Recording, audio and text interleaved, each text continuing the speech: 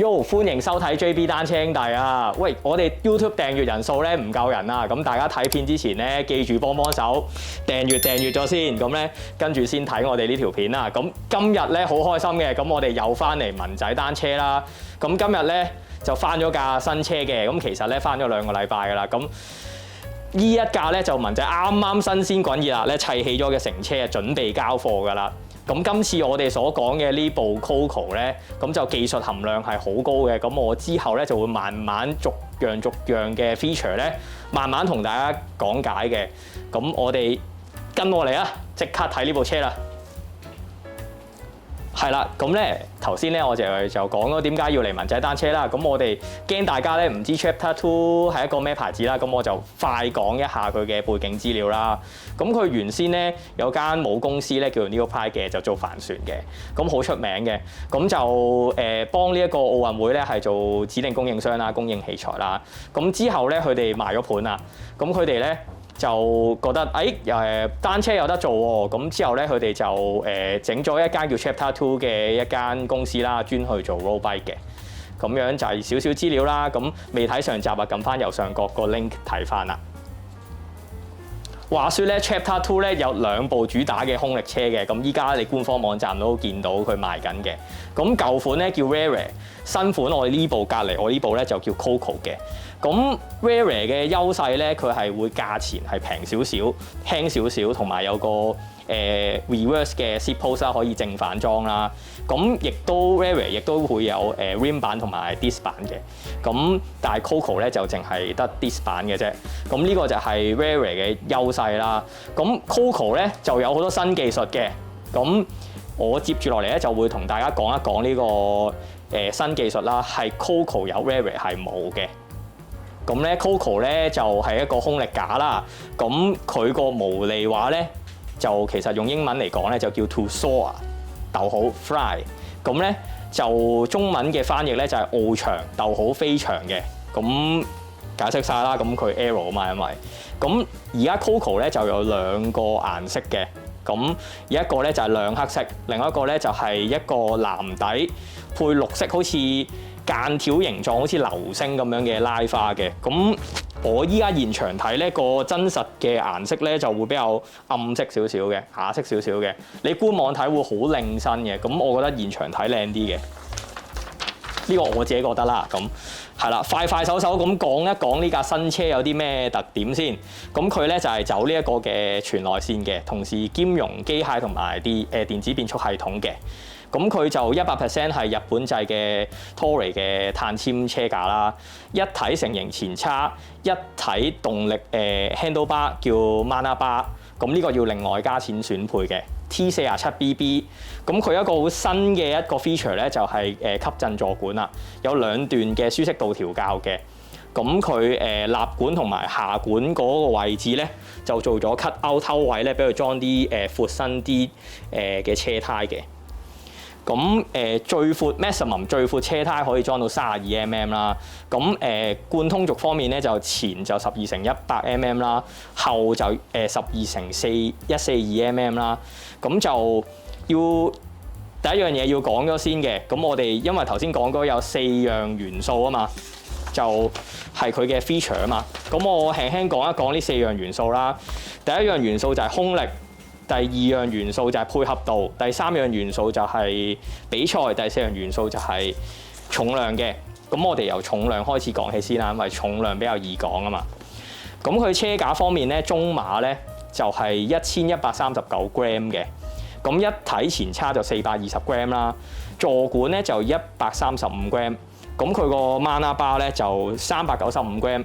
咁395 gram 點樣得出嚟咧？就係要用翻420mm 嗰款先至係395 gram 嘅。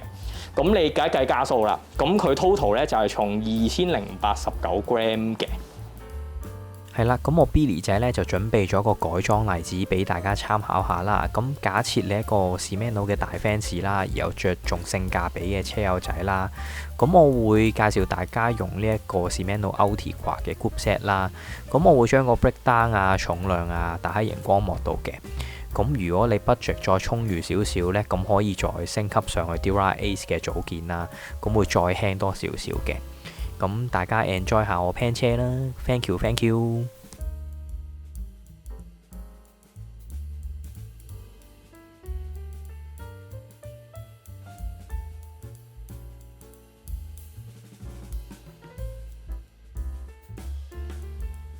喂，咁歡迎留言話俾我哋知啦。咁如果你買咗 Coco 呢部車咧，你又會想點砌咧？咁你會着重個重量啊，定係會着重一個高嘅 CP 值啊？定係或者你千金就難買心頭好啦，一擲千金嘅，咁啊改到最輕最快啦。咁啊，大家可以留言話俾我哋知啦。係啦，咁我哋咧就嚟講第二個元素啦。咁第二個元素咧就係比賽啦。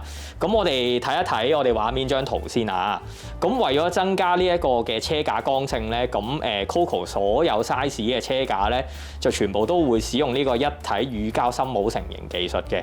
咁咧確保喺呢一個碳纖維嘅使用方面咧，就會好準確咁控制到個厚度同埋佢入邊嗰啲樹枝嘅流動啦。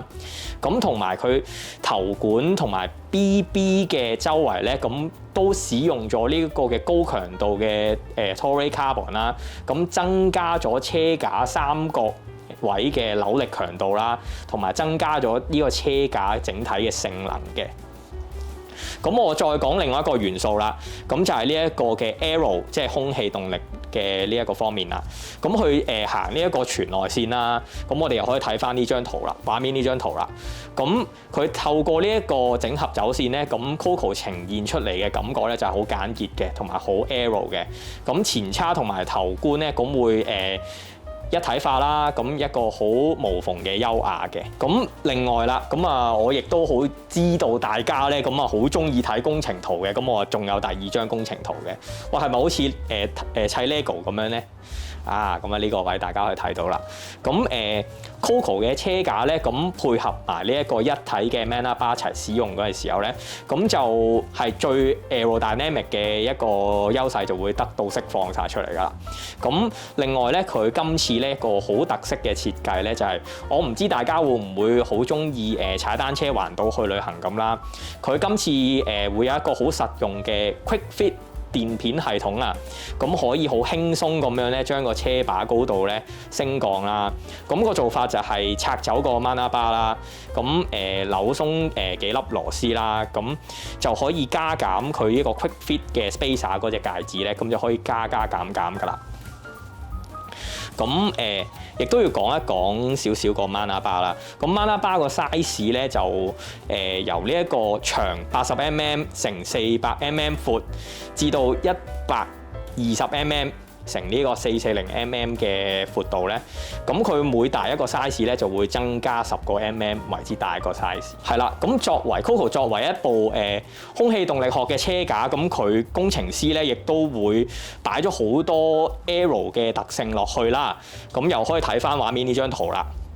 咁佢下管嘅形狀咧，咁就會確保佢前轆啲風撞落去嘅時候咧，咁喺上管同埋水樽呢個位嗰度咧，會做咗一個好好嘅空氣動力學嘅管理啦。咁佢會減少呢一個行車嘅時候嘅阻力嘅。咁比起佢另外一部嘅空氣動力學車架 Rare 咧，咁 Coco 咧係配備咗呢個 D shape 嘅下管啊。咁佢嗰個水壺架放落去嘅時候咧，咁啲風撞落去嘅時候咧，亦都會有一個好 smooth 嘅氣流表現嘅。咁另外啦，咁又係講緊空氣動力學嘅嘢啦。咁 Coco 咧，咁就使用咗一個叫 Camtail 嘅設計嘅。咁哇，究竟咩 Camtail 啊，Billy 仔？嗱，咁我依家解釋俾你聽下先。咁Camtail 咧，或者有其他人咧，咁就叫做 Camback 嘅。咁就係一個德國嘅空氣動力學嘅專家咧。呢個先生我唔識讀佢個名啊，咁我打喺熒幕嗰度。咁佢咧喺1930年代嘅時候咧，佢係整呢樣嘢咧，係俾一個汽車上面使用嘅。咁係應用喺汽車嘅一個嘅外殼嘅設計嘅，做 body 嘅時候用嘅。咁咧個用途係咧減低個風阻，增加到嗰個效能，同埋可以做到一個減少油耗嘅表現嘅好處啦。咁Camtail 咧係一個翼機翼形狀嘅 shape 啦，跟住去到車尾嘅時候咧，一嘢就斬斷佢嘅，咁就好似一個斬尾車咁樣嘅。咁有咩好處啊？咁就係空氣流動過嚟嘅時候咧，就好似一個好 smooth 嘅有尾嘅，有一個好 smooth 尾部嘅車咁樣，佢嘅氣流會好完整嘅。咁就欺騙咗個氣流嘅會。咁依家好多混能車都用緊呢一個 Camtail 嘅設計啦。咁我求其舉兩個例子啦。咁就例如 Toyota 嘅 Prius 啦，或者 Honda 嘅 CR-Z 咧，咁都用咗呢個設計嘅。嗱，咁我哋翻嚟正題先。咁究竟 Camtail 點樣擺落去架單車度應用咧？咁就係佢係 Camtail 呢一個技術咧，就會放落去做呢一個車架嗰啲管狀嘅一啲設計上面嘅。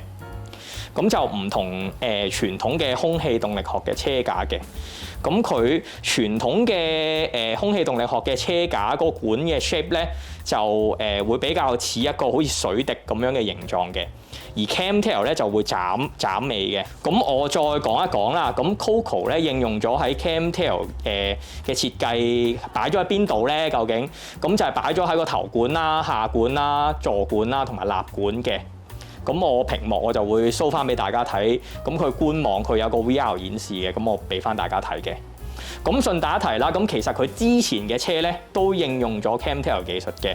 咁包括有呢個 TOA 啦，就主打比賽嘅。咁就有呢一個T-Rare 啦，就係 All Road 嘅，咁都用咗呢一個 Camtail 嘅車架嘅設計啦。噔噔噔噔，呢一個小 gadget 咧就係一個減震嘅 seat post 啊。咁我頭先上一段咧我就提過有呢一樣嘢啦。咁如果大家怕踩車 pat pat 痛咧，咁呢嚿嘢咧就幫到手啦。咁首先我要講一講呢嚿嘢嘅由兩部分組成嘅，咁講一講佢個點樣做出嚟啦呢嚿嘢。咁呢個位咧就係一個座椅夾嘅一個位置啦。咁佢個質地咧就好硬嘅金屬嚟嘅。咁下低有一嚿嘢咧就叫做一個 elastomer。咁 elastomer 咧就係一個橡膠組成啦。咁你撳落去咧有少少彈性嘅。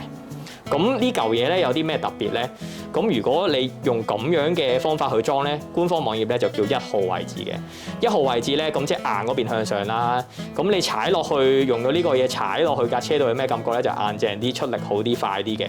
咁你調翻轉頭裝咧，咁就係叫2號位置啦。咁2號位置有啲咩特別咧？咁你個seat 通放落去嘅時候咧，咁你踩架車嘅時候咧，呢個橡膠會幫你吸咗少少震嘅，容許有少少喐動嘅嗰條seat 通。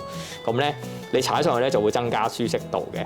咁呢個嘢咧，我下個鏡頭咧就會示範俾大家睇點樣放落去個位置點樣放落去，有兩個窿窿嘅。咁我會 show 俾大家睇嘅。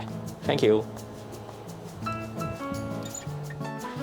係啦，咁呢一個裝法咧就係1號位置啦。咁1號位置咧就硬嗰邊咧就向上嘅，金屬嗰邊向上嘅。咁跟住放翻落去呢一個位置咧就有兩個窿窿嘅。咁對翻兩個窿窿咧就 OK 㗎，放落去。咁我試俾大家睇下啦。咁樣呢度放落去嘅，咁就 OK 㗎啦。咁就放咗落去1號位置㗎啦。咁2號位置咧增加舒適度咧，咁都係一樣嘅啫。咁橡膠嗰邊咧就向上嘅，咁後邊凸起嘅。咁跟住放翻落去呢度，對翻兩個窿窿，放翻落去咧，咁就2號位增加舒適度啦。Thank you。